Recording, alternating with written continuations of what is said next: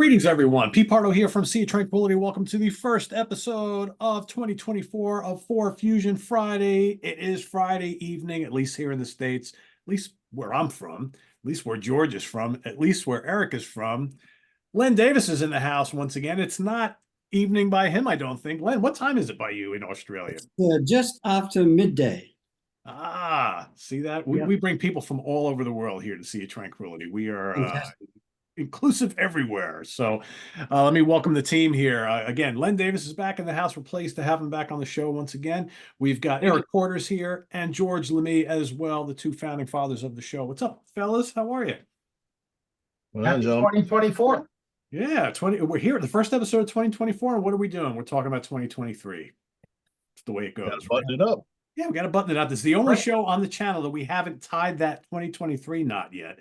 But the good thing is George is going to talk about some new releases for this year that's coming out imminently. So it's going to be kind of like a mixed bag of 2023 and 2024. So with all that being said, let me turn it over to George, our MC, as always. George, take it away. These are actually, you know how it goes, the late in the year stuff you don't get around to. So these are late in the year from 2023. Started out with Ken Ihara, Circumstellar. It's the second release from this Japanese keyboard player. It's an EP, heavy fusion, great lineup. Andre Nieri and Bob Lanzetti on guitar, Evan Marion on bass, and Virgil Donati and Jonathan Lundberg on drums. Killer players, heavy fusion. It's good stuff. I wish it was a full length, it would have made my list. Let's put it that way. But I'm not going to put an EP on my list, really. But yeah, I'm looking forward to hearing more from this guy. The one is a new guy to me, Sebastian Visser. He in the box. He's a guitar player from the Netherlands. I think it's just his first release. It's Quartet Fusion. Don't let the less than amazing cover fool you. There is some pretty good tunes on here. I haven't got a chance to really get into it, but it's it's your standard good guitar fusion stuff. I don't think it'll blow your socks off, but it's definitely worth checking out, and it's on Bandcamp, so check it out. And that is it on new releases. So, George, we didn't discuss this, but how about we give everybody a quick little preview of something that's coming out next month, and we can talk about it more next month. I think you know what I'm talking about here. New Scott Henderson, Carnival. I'm very excited to get a pre-release copy. I'm not going to discuss it yet because I want to wait till we get a little bit closer to the release date, but expect a full review on the channel, and we'll probably talk about it a little bit in next month's episode. So just want to throw that out there. Definitely. I think everybody's looking forward to that. Yeah. I gave it a quick listen. It's pretty damn good. Scott has put it out there that it's the same rhythm section from the last one, so everyone knows it's going to be good playing. Yeah, exactly. That's the two French guys, right? Yeah. Romain Lebay and Archibald Legionnaire, however he says his name. Yeah, good stuff. Because he already has tour dates announced overseas, right? And I think I saw, obviously nothing here, but did see some dates, I think February, March. Yeah. So hopefully the tapers will be busy and we can get a nice taste of the live setting over here. But anyway, as everyone knows, for the year-end wrap shows, we break away from the themed square and we do a top four, just like all the other shows do a top CDs of the year. So we generally like to start these things with our super guitar fan, Mr. Porter. What is your number 4 CD of 2023? Well, we'll start with guitar then. My number 4 is Matteo Mancuso.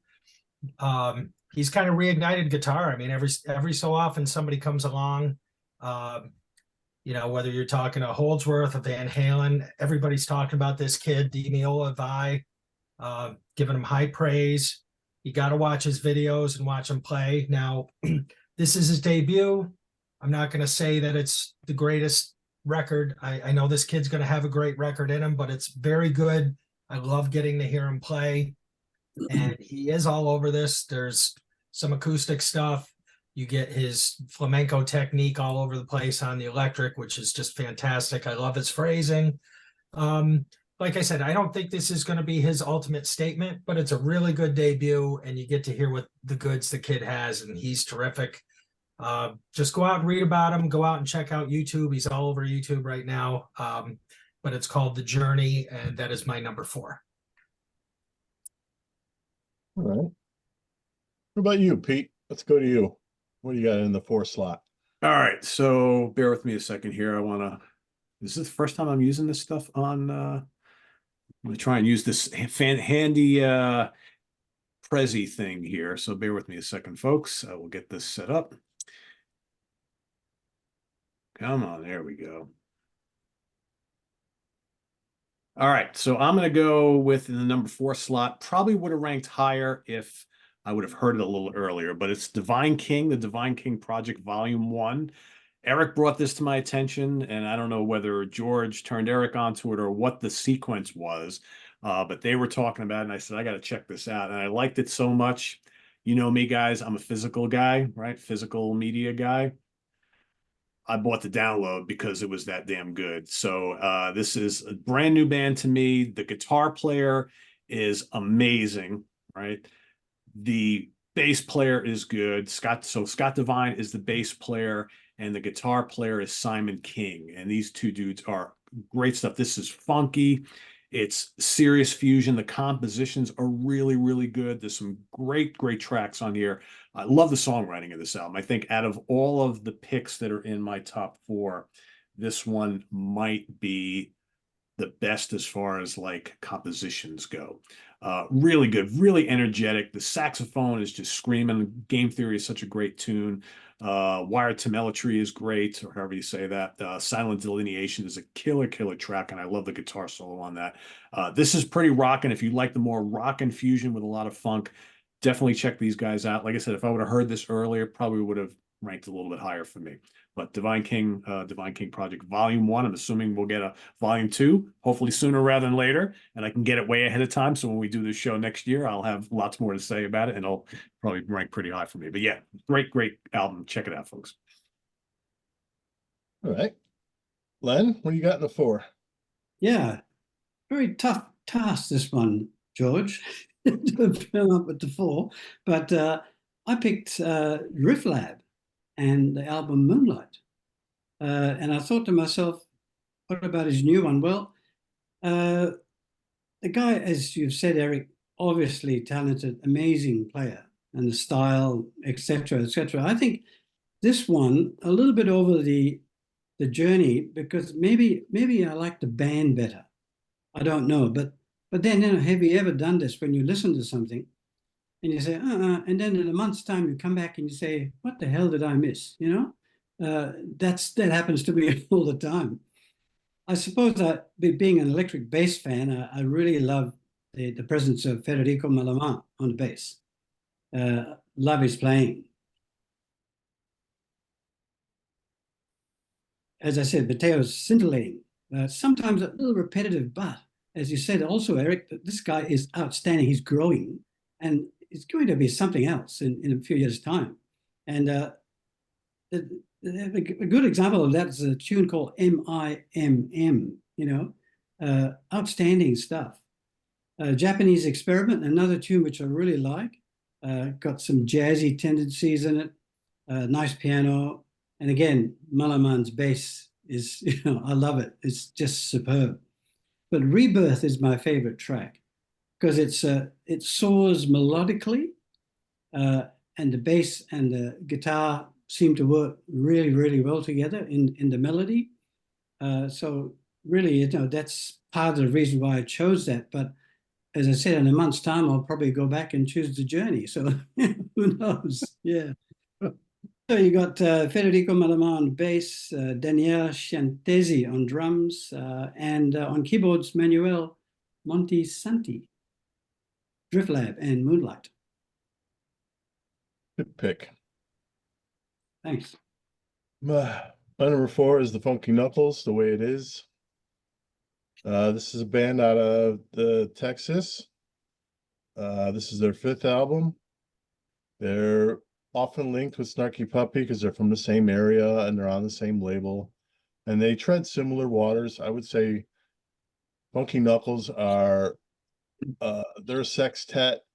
They're a little more these days anyway, they're a little more heavier, a little more spicy. You know, there's less chill songs. There's a little more get up and go to what they do.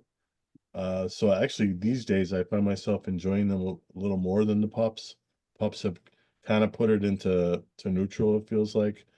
Um, this is the thing with the Nux is all their albums are good. All their albums are in the same vein and run at about the same quality. I mean, there's nothing to pick from on these records. They're all so good. 4Fusion. They do have a new guitar player, and he is an upgrade. The guy can really play, so I'm enjoying that new facet to the band. Uh, Everybody, all their stuff's on Bandcamp, so for the uninitiated, go check out the Funky Knuckles. They're really good stuff, especially if you like old Snarky Puppy. Definitely check them out then.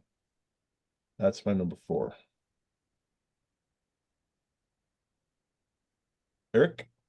All right, my number 3, I'll stick with guitar. I'm going, unfortunately, this was only digital. Chris Biniak, Monsteria. George, again, you turned me on to this, as probably most of the stuff we're going to talk about here. We owe Len for that one. I heard it on Len's show. But okay, thank you, Len. And this has Mohini Day, a name I think we're going to hear a lot tonight as well. This guy's a great guitar player. I think what Pete had mentioned about the Divine King project, I like the compositions on this a lot. I think it's really tailored well to his guitar playing, obviously, but there's some good interaction with the rest of the players on this. It does get very jazzy at times. Other times it's pretty heavy. You know, we're talking about this music. It's always intricate. But I just love this guy's phrasing. I think that's what caught me more so. He seems to do a little bit of everything. He's heavy. He can play a little, you know, laid back. It's not all speed and show, but when he wants to, he can do that as well. But I really dig it. I think it's in guitar speak, I guess it's varied. You're not getting that same thing. And I think, Len, you mentioned maybe with Mateo, you get a lot of those same sounding runs. I think Biniak has a really good way of phrasing his lines. Just really a nice, unique player that I think, you know, if you're into this stuff, everyone should check out. It's a really good record. Have you heard any of the other solo albums, Len? From Biniak? I don't know, actually. I don't think so. He was in a different band before. Yeah, I got the 2 EQ albums, but I thought he had 2 solo albums as well. Yeah, EQ's some very good stuff too. But yeah, this is the first solo I've had. I could be missing something, but I don't think he has others. okay. Yeah, I think, George, when you mentioned this was digital only, I found it on Apple. It's the only thing listed under him. I don't know. He may have more, but it's the only thing Apple Music has. I didn't check his Bandcamp to see if there was anything else out there, but. Okay, I thought I remembered reading somewhere that he did, but maybe I'm wrong. I'll contact him and find out, let you know, George. Okay. Let's go to Pete, hear about his number 3. What do you got? All right, my number 3 is Mohini Day, self-titled. My prediction was right. I am blown away by this lady. What a crazy bass player. And you know, it's funny, a bunch of us were talking about this album earlier today on one of our threads on Facebook. And this, out of I think all the 4 albums on my list, this is the one that is the most chops heavy. There's just some serious shit going on here. I mean, first of all, there's some great players on here. You got like Narada Michael Walden's on here. You got Simon Phillips on here. That's just the drummers. You got Guthrie Govan. You got Marco Miniman, Bumblefoot, Scott Kinsey. Great players. And this album just smokes from the beginning. I mean, In and Out is just ridiculous. I mean, her bass playing on Inverted Soul is so insane. Love the sax on Bombay Bog. Meat Eater is crazy good. First Food Than You is wild. Although the reason why this doesn't rank a little higher, there's a couple tracks that have these weird kind of like kind of vocals, and I hate that. I've heard that on other albums. McLaughlin's band does that occasionally too, and I'm just like, I wish that was not on this album because the rest of it is so damn good. I mean, kick bass, happy to slap it, just terrifyingly good, and she is a remarkably exciting player that I think we're going to hear a lot from in the future. I mean, how old is she, George? 27. Yeah, I mean, she's just so young and she just plays with this sense of abandon that is so good, but it's really, really musical. So, I mean, great guest stars. The guitar playing on this album just is ridiculously good. Guthrie and Bumblefoot, you can't ask for two better players. And I think we're going to see even better stuff from her going forward. So, Mahini Day, self-titled debut, is my number 3. Yeah, she started at 8 years old, I think. It's crazy, right? Yeah. For a while. Her sister's a ripping guitar player. Wow. Really? Yeah. Runs in the Yeah. family, I guess, right? Yeah. Not fair. No, All right, exactly. What do you got, Len, for number 3? Okay, for number 3, I chose the pianist from Ukraine called Usain Bekirov, and an album called Sato. I know, George, you like it too. Yeah. Yeah, it has that. I do love the Balkan sounds, the European, West Eastern Europe sounds. Some of the compositions, I guess, because of difficult times where he's from, you can feel some emotion in them, which I think, does a lot for it. And there's a song called 7.88 ELN, and Dennis Chambers takes it out with an absolute fury after this lovely jazzy feel, and Dennis comes in and it just blows it all away. It's just amazing, and that finishes the track. So that's one of my favorite tracks. A more jazzy piece called Jazz Mood. It's got Randy Brecker on it, well, I love. And a tune called Freedom. That's got a bass solo that kind of Jacko-ish, a little bit like Jacko. So that felt good too. And again, lovely piano to start the title track. And there's a track on it called High Ground with Mike Stern, one of my favorite players, and beautiful. It fits in perfectly with the feel and the mood of the song. So yeah, I gave that 4.5 stars. And you've got players like Hadrian Farrow, James Genius on the bass. You've got Dennis Chambers, Mike Stern, saying, of course, Randy Brecker trumpet. So, a nice lineup, and something a little different, because you probably know I do like a lot of stuff that comes out of Europe, because it's a little different. So yeah, that's my number 3. Anytime Right. Mike Stern graces any album with his presence is a good thing in my book. More on that later.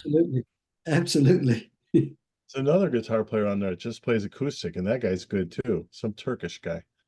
Cenk Erdogan. Yeah. Yeah, he's a Turkish fellow. Yeah. Yeah. And I've not heard of him before, and I just discovered him on this album. Yeah, very nice. All right. Number 3 is Jaizu, Biotop. This is their 11th album. Band from Japan. It seems to be, I've scant info on these guys. I got no hard copies, and I only have one other album. And again, with that one, no scans, no hard copies. So, but yeah, it seems to be led by the piano player. He's in the Takoyubuki kind of neighborhood with maybe a little bit of Hiromi's melodies. And this album is a nonstop. It's up tempo, joyous feeling. Not a lot of leaning into soloing. It's not about soloing. It's just more about upbeat songs, make you feel good. Until the last song, there's a ballad closer, but all the ones before that got the pedal to the metal, really good stuff. I'm having problems directing anyone to it. I mean, there's no Bandcamp to get somebody to hear it. You pretty much, I guess you have to have a streamer or something, but it's well worth looking into. I'm gonna, now that all the year-end stuff is over, I am gonna go back and try and download some of the older ones too, because I want to see, based on some of the comments on Rachel Music in the comment box, it seems like they change a lot on their stuff, and so I want to see their trajectory. But this one definitely right up there, my number 3. Good choice, George. Good choice. Did you know they have a brand new one out? With And some kind of orchestral thing. yeah, lots of very short tracks. I'm not too sure about that one yet, but we need to give it a good listen. Yeah. All right, let's go back to Eric. What's your number 2? I am going with Mohini Day at number 2. Pete, you said a lot of what I was thinking. You've mentioned a lot of the great players on there. Just blown away with her playing. But I think what I like about this is it bass heavy? Yes, but it does have pretty much everyone gets their turn to roll, right? I mean, the guitar players are going.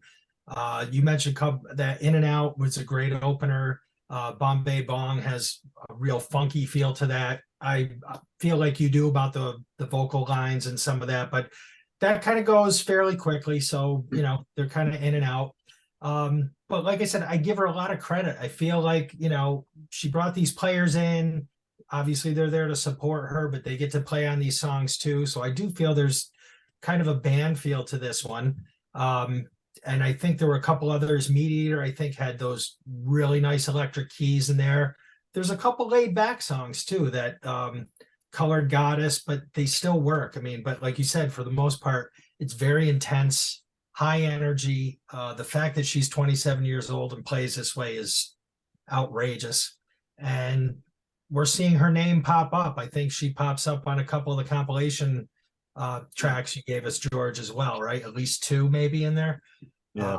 So obviously she is in demand, and I like that she's doing her own stuff along with playing with other people. So again, this is her first, George. Solo, yeah. So hopefully we've got a lot more coming from her, because this is that high energy, just in your face for the most part fusion, which I absolutely love. So terrific record from Mohini Day. Pete, what's your 2? All right, so I went back and forth with my 1 and 2, and there's kind of a theme with both of them. And I think my opinion was swayed a little bit yesterday when I re-listened to both of them again, and I was like, okay, I can kind of see where maybe I'm going to give one of them the edge. So coming in at number 2 is The Journey by Matteo Mancuso. You know, we got this when it first came out, and you know, I'd been watching this guy on YouTube for a while and just marveling at his technique. And I really like this a lot. I think the reason why the other one, I'm sure it's been no big mystery what that other one is has moved into my number 1 spot, because I think there's much better compositions and it sounds much more like a band thing, where this is a true solo record, but he's got some really good players on here too. I like the kind of go for the throat approach to this album. There's a lot of different styles on display here. He's got a couple of more rockin' tunes on here. You know, Drop D, Silk Road, or definitely more kind of rock than fusion, but then he's got some really tasty fusion on here. He's got a couple of these great acoustic pieces, some flamenco type stuff. I love his technique. I like all the playing from the other musicians on here too, as well, even though the spotlight is always on him. And I agree with Eric 100%. I think this guy, we're going to hear some really, really great things from in the not too distant future. This is just the start of all of it, I believe. And the other band that I'll talk about for my number 1, I think really kind of shows you more of what he's all about. But I mean, I love this guy's playing so much that I even went out and bought a Yamaha Revstar guitar recently. I was going to go grab it. Maybe I'll do it while one of the other guys is talking, but which is a fabulous instrument. Of course, I know he plays, you know, only the best, and seeing him do his thing on that, I was like, I kind of want to have one of those. And I did. So yeah, The Journey, very, very cool album. Great player. That's my number 2. Excellent. Len, when you got it 2? I've gone for the Divine King Project. This was a toss-up, like Pete just said. It's a really tough one. So you've said a lot of, oh wow, that looks good. It's a tough one. I could hear immediately when I put it on. I thought, who is that? Who does it sound like? And tribal tech. And of course, and then, you know, Lost Tribe came into the picture. So I thought, wow, this is awesome. And what I like is the addition of David Binney, because he's bringing the more of a jazz feel to it, because he's an awesome player, one of my favorites. And I remember him from Lost Tribe days, where, you know, I have all their stuff. It's really good. My favorites stuff on that, using jazz, using jazz as a base and adding their own flavors with lots of improvisation. The compositions are great. A tune called Glass Ceiling, really nice, with a lovely upfront bass. Electron Game also has a wonderful bass solo in it. And you're right, you know, he's an amazing player. He's a bass teacher and just an incredible player. Los Polos, again, some tribal tech coming in there, with a bit of, I feel, a bit of Latin influence coming in, with some fantastic drum work. So yeah, I give that 5 stars.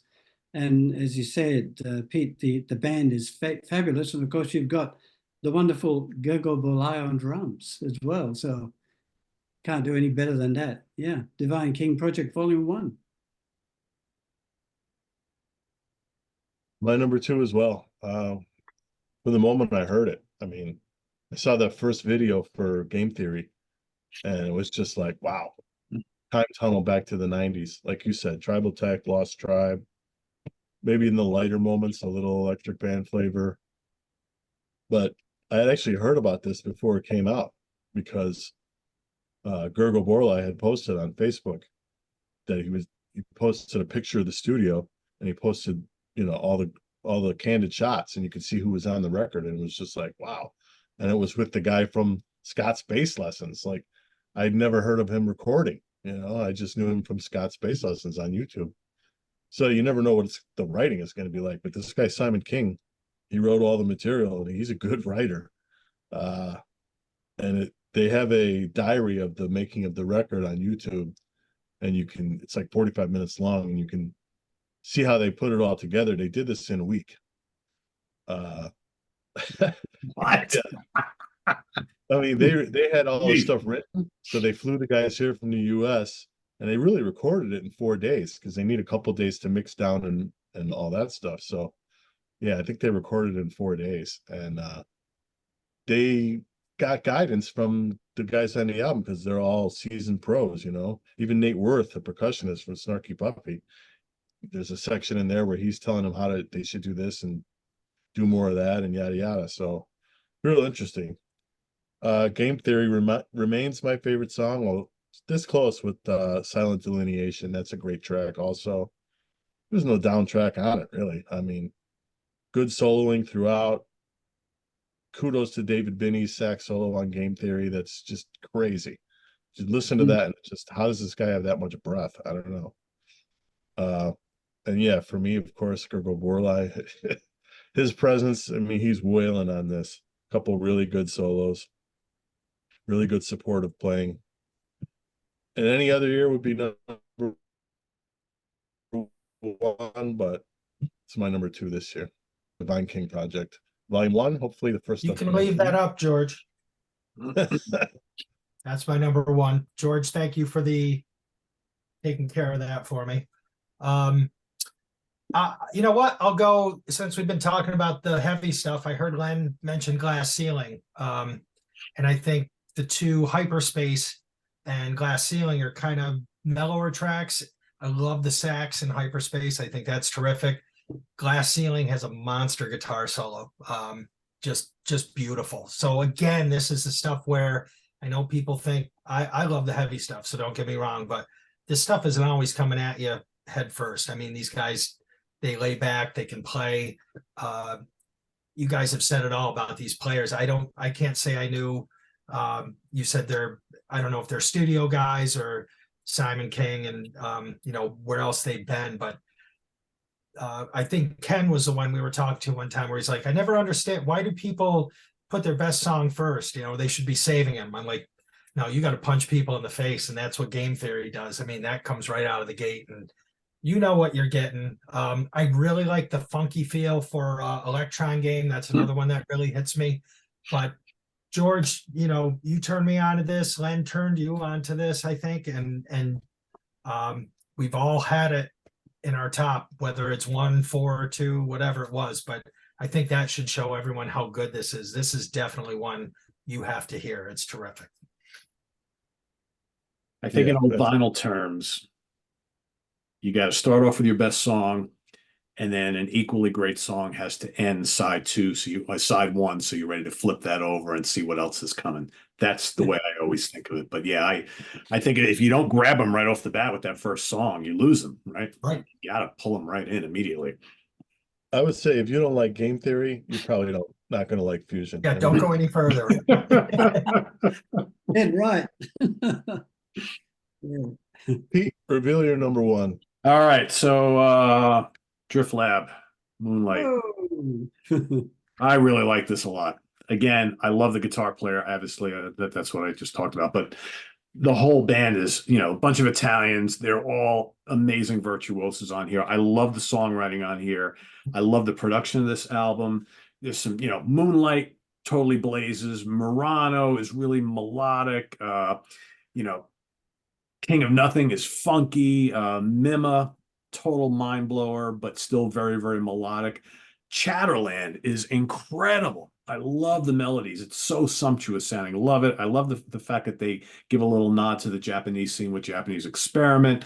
My O's and Rebirth are both terrific as well. I don't think there's a weak track on this album. I love the playing of all of them. Yeah, Mateo shines, but I think this is a true band effort, and all these cats really, really play their asses off here. And based on this, I mean, I can totally see this band being like one of the top fusion bands on the scene in a very short time. So yeah, this was my number one. It was my number two up until a couple days ago, because I was kind of neck and neck with both of these. That's how much I'm impressed with this guy.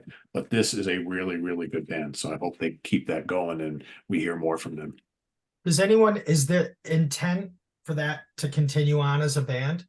That's what I was just going to say. Like they said that when it first came out, but there's been very little talk/promotion since it came out, and it came out in like May or something like that. So yeah, I worry, but maybe I shouldn't worry. I don't know. Oh, that's what I was thinking too. And would they be pushing his solo career? Would they not? Would somebody be saying, "Hey, you know, do your thing"? And Probably depends on business, like a lot of this stuff Right. does. If something seems to be heading in a better direction, maybe they go that way. You know, he's on the Players label, which is a division of Mascot, and I could see if this kind of picks up, I would say they would piggyback and bring both on board. Would make total sense to me, but you never know. right. Yeah, absolutely. Yeah, usually he's got this new thing going with his career getting started. So yeah, they're going to push that. But yeah, Pete, that band, I loved it, as you heard me. You know, I just loved that band. Yeah. Excellent stuff. Yeah, Yeah, really did. very good. The thing is, too, he's not doing a lot of dates, so there's plenty of time to do recording projects. So there's no reason they can't do more records. Right. I think it's time for him to stop move away from the YouTube videos and let's put out some more records, right? Let's get going. Yeah, exactly. Len, what do you got at the 2 spot or the number one spot? Sorry. Well, what can I say? Everybody's chosen there, haven't they? Yes, it's just a sensational album, and I've been following her, you know, years on YouTube, etc., etc. Sad news about her recently because she lost her father, who was a huge influence on her. And he was a bass player too.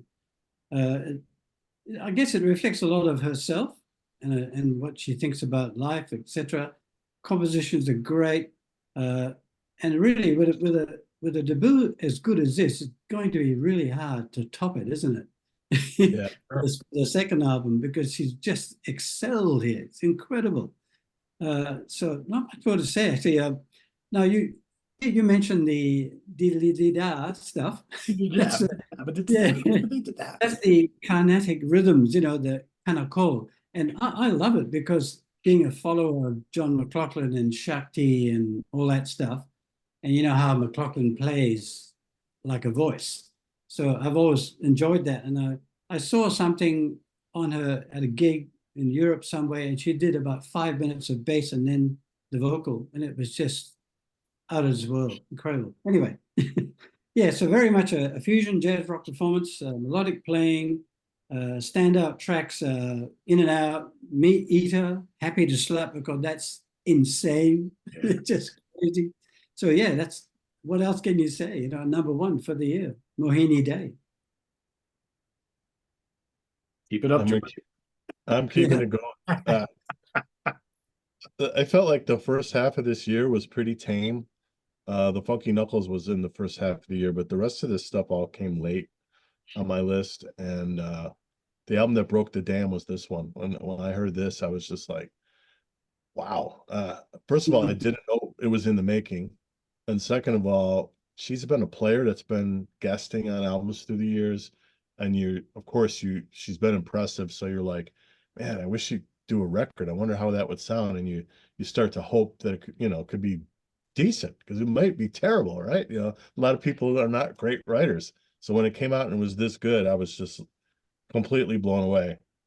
And then, of course, we all enjoy it when someone uses sidemen that we love. So I see Gurgle Borlai on there, and I see Guthrie Govan, and I see Bumblefoot, and I see, Simon Phillips, and that just makes you more excited that someone that you identify with identifies with similar players. So you love to hear that.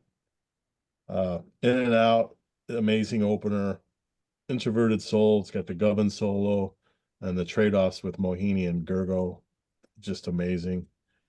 Meat Eater's another amazing tune. I like the Conical also. I'm with Len. I like it. I mean, I don't want an hour of it, but in the doses that it's here, I like it a lot. There is one tune, Colored Goddess, that would be the ballad, I guess. And she does kind of a wordless vocal in that. That is more to my dislike than the Conical stuff. But it fits here. It's not bad. And Happy to Slap It. I mean, the beginning of that, I knew Pete was gonna like that, at least because we're coming from the metal side, and the beginning of that is just pure metal, man. She's just going for it. Yep. Just a great album. It's about the only 5-star I got on here that I would say is a definite 5-star. And I'm definitely looking forward to more from her. She did have the album earlier in the year, Momogi, the trio with her husband and drummer Gino Banks. So I don't know where their priorities are either. It sucks that we have to think about this stuff. Are things going to keep going? But it seems to be doing well. So looking forward to more from her in the future. Absolutely. All right. Well, there's no theme to tie a George's pick to. So we brought back a feature that we had on the year-end show last year, which was I made a compilation out of the digital tracks. Pete and Eric, not so big in the digital scene.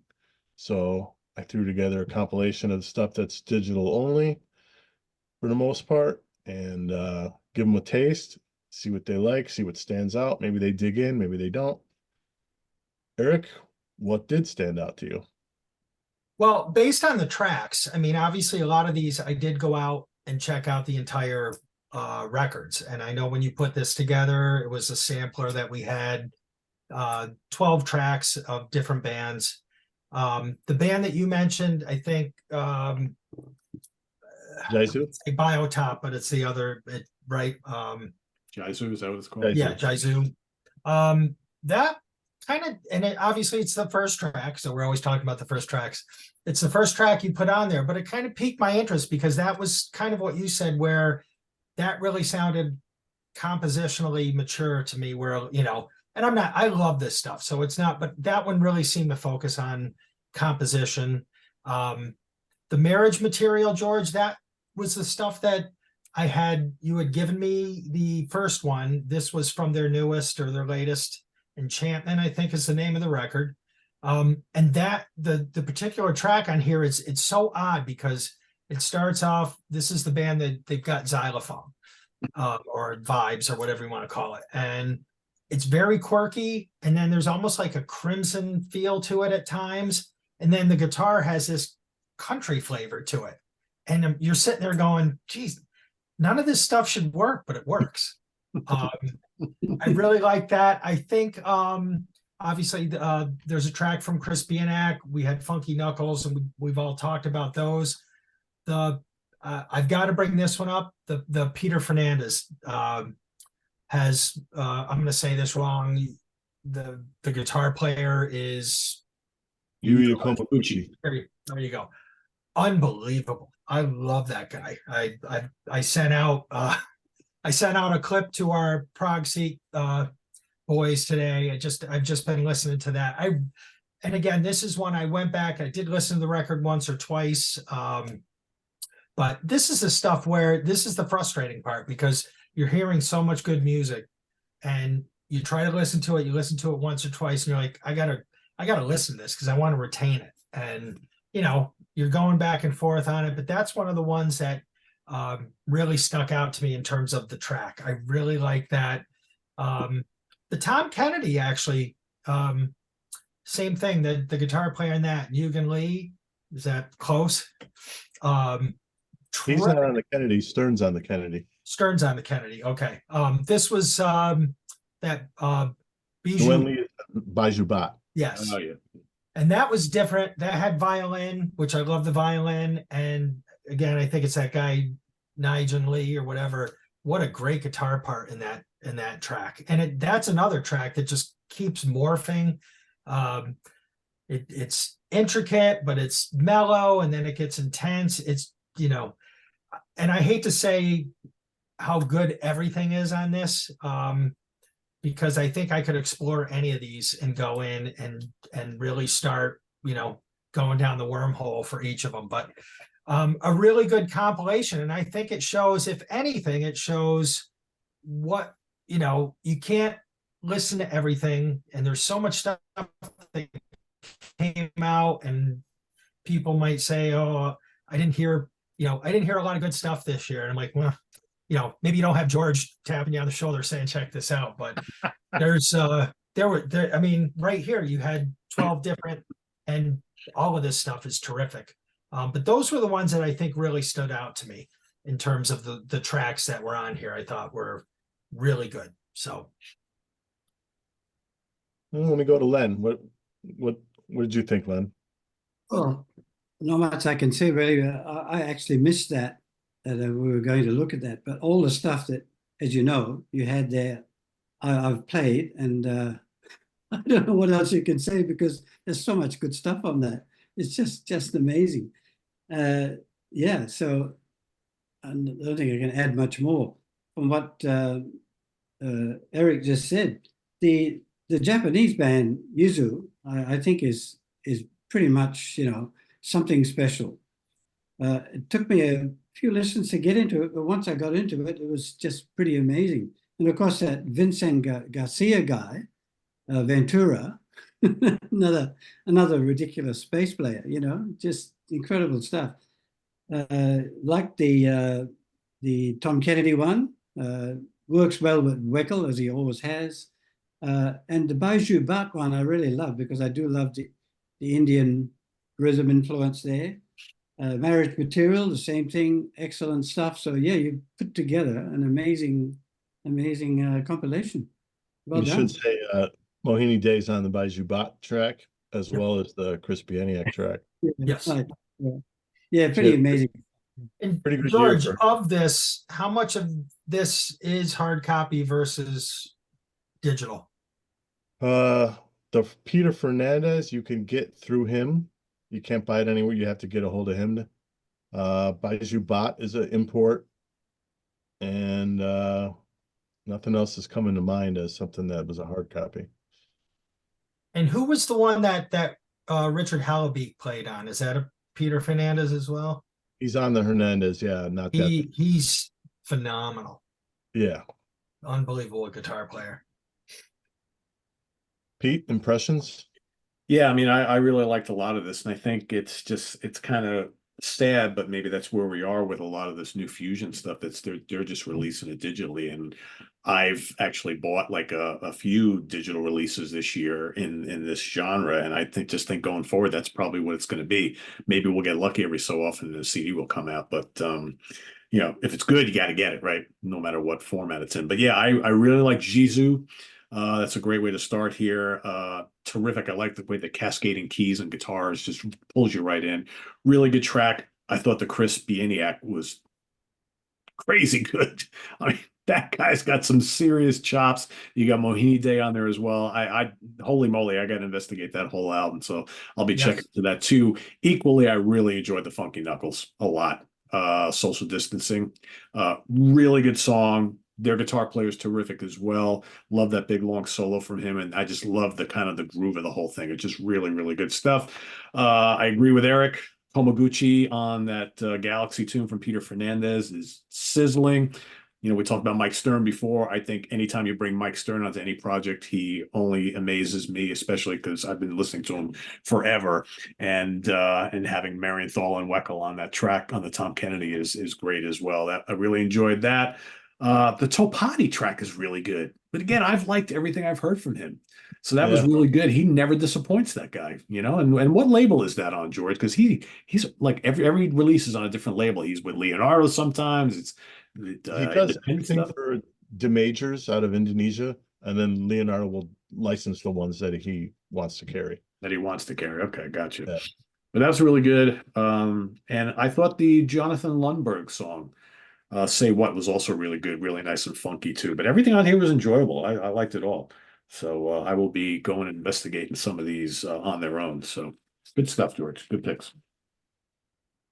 Can I mention a couple more honorable mentions? I was if you going to don't- say, I zoned and forgot honorable mentions for the 2023. Obviously, the Electric Band live thing, which just blew me Yeah. away. Yeah. Yeah, just too much. It's just so good. That long, I've gone out of my head. The 11-minute track. I think it's Got a Match. That Yeah, much just better match. pulled over the edge. It's just too much. It's too good. There's a lovely album from Europe with Nguyen Le called Silk and Sand. And Nguyen Le, the French Vietnamese player, his trio, Silk and Sand. Beautiful, beautiful music.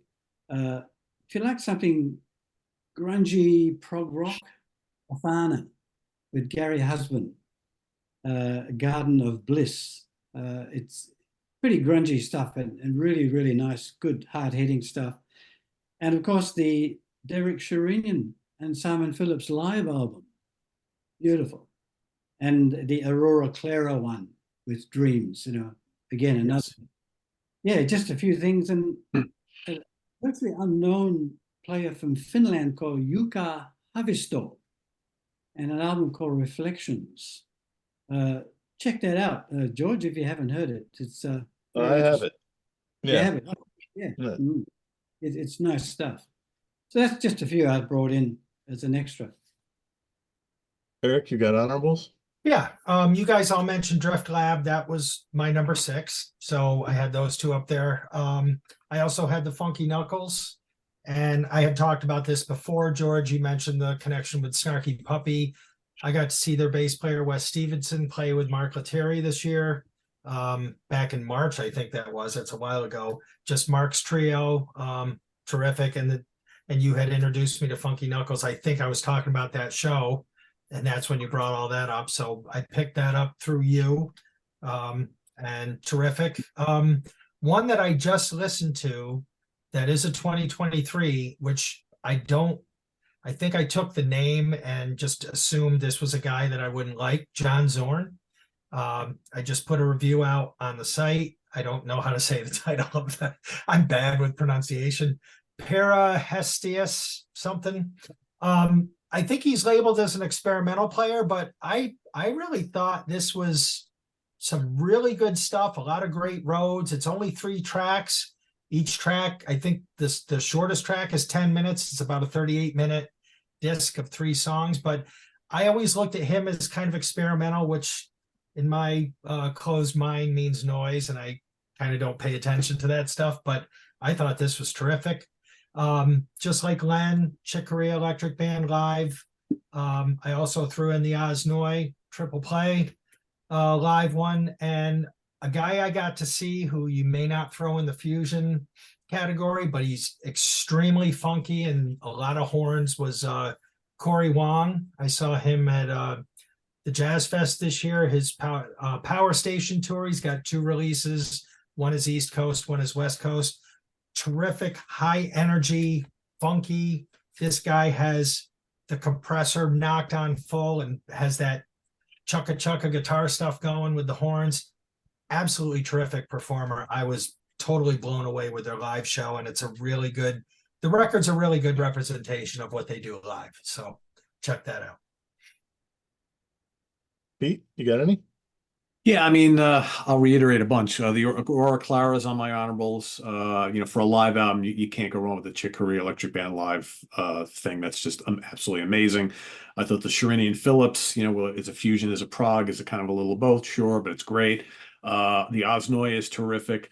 I also want to throw out there, because I really love it a lot, even though it's not quite fusion, it's a little more jazz, but the Pat Metheny Dreambox is just a gorgeous, gorgeous album. And then, is it fusion? I guess part of it is that new Squeaky Feet. It's fusion, it's prog, it's jam, it's like all combined in one. That's great. Terrific, terrific. Yeah, really good. So yeah, there's just a couple there. See, Ken said he'd yell at me if I mentioned Sherinian Phillips, so, but they're on my list, obviously. I got a few. Marriage Material, Enchantment Under the Sea. Very different from the last one. A half hour shorter, like 8 songs less, more concise, a little more song based. So if you heard the first, George, I think that was a strength to that one. I think the first one we talked about, it's too long. Yeah, length was kind of got to you after a while. This one, like you said, I think depending on what you're looking out of it, you maybe yes. you prefer this one. Definitely Vincent Garcia Ventura. If it wasn't for the 2 vocal tunes dragging this down, this would have been in my top 4 easily. You got an R&B tune that's actually okay, I guess. Then rap tune, a multilingual rap tune that definitely a race for the skip button. But the rest of this is funk fusion at the highest level on it. I used to think there was a guy named Doug Johns that had good funk fusion records, but this makes it look like child's play. This is crazy. And this guy's out with Corey Wong now. Like, Really? yeah, Wooten was on that tour and he had other work scheduled and he pulled off. Okay. Garcia jumped on this tour. I had Chris Bieniak, Monsteria. I had the Drift Lab. And I got Hiromi Sonic Wonderland.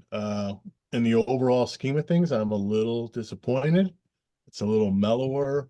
There's a vocal tune for the first time, and it's a tragedy. It's a little bit more mellow on the overall, but it's Hiromi. I mean, the quality is there. It's just not quite my cup of tea.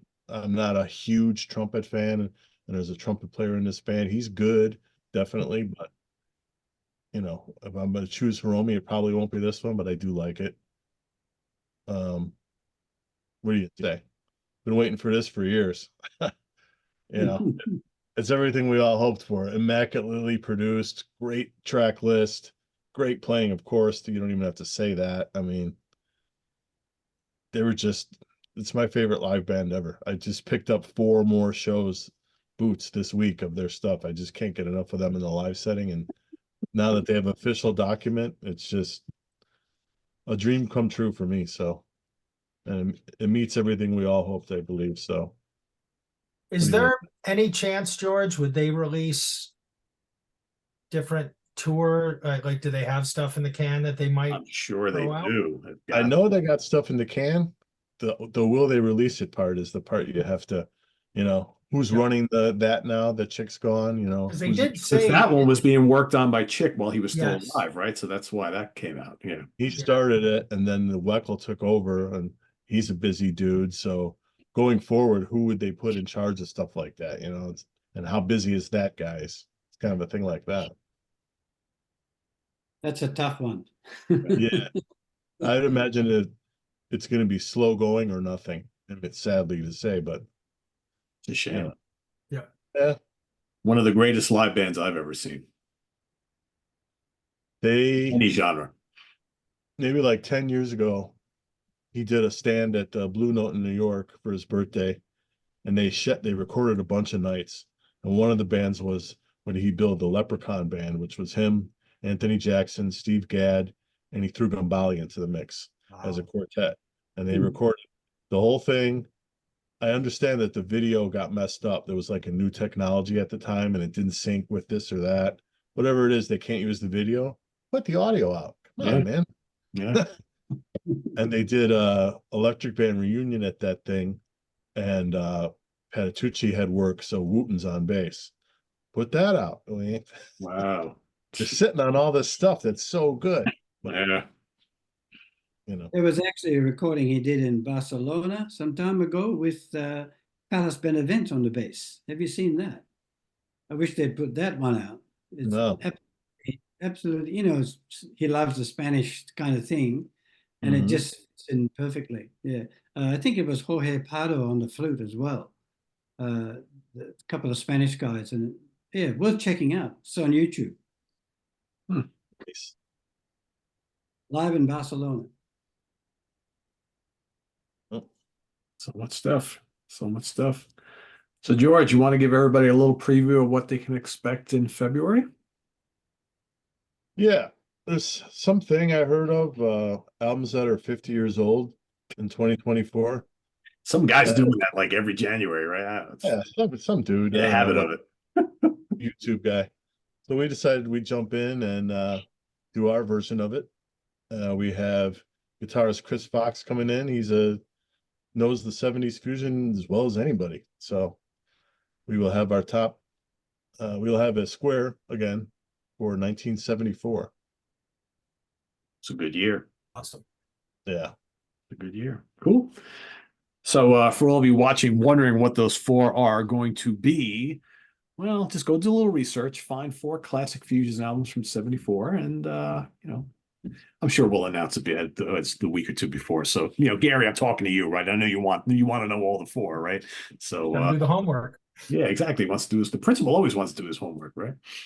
So I'll give you the George's pick, Gary. It's a self-titled from a band called Energy. That's the George's pick for next month. Check that out. cool. We want to thank Len for coming on the show once again. It's a pleasure having you as always, Len. Yeah, man, Len, you want love to it. plug what you're doing as well?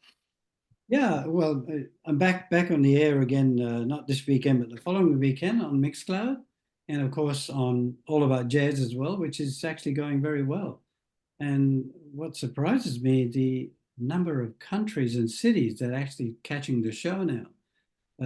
Some very places I've never heard of, which is it's unbelievable. Yeah, so I just do that every week. As soon as I finish recording a show, I start planning the next one because you have to, because you've got to be on top of it. I think I might start this year with a bit of 70s too, just for the hell of it. Got a lot of that. That's Yeah, that's what I Saturday do. morning tradition for me is to listen to that show. Wake up and pop Len on. Yeah. It'll be listen, as I say, listen loud. Always listen loud. Very good.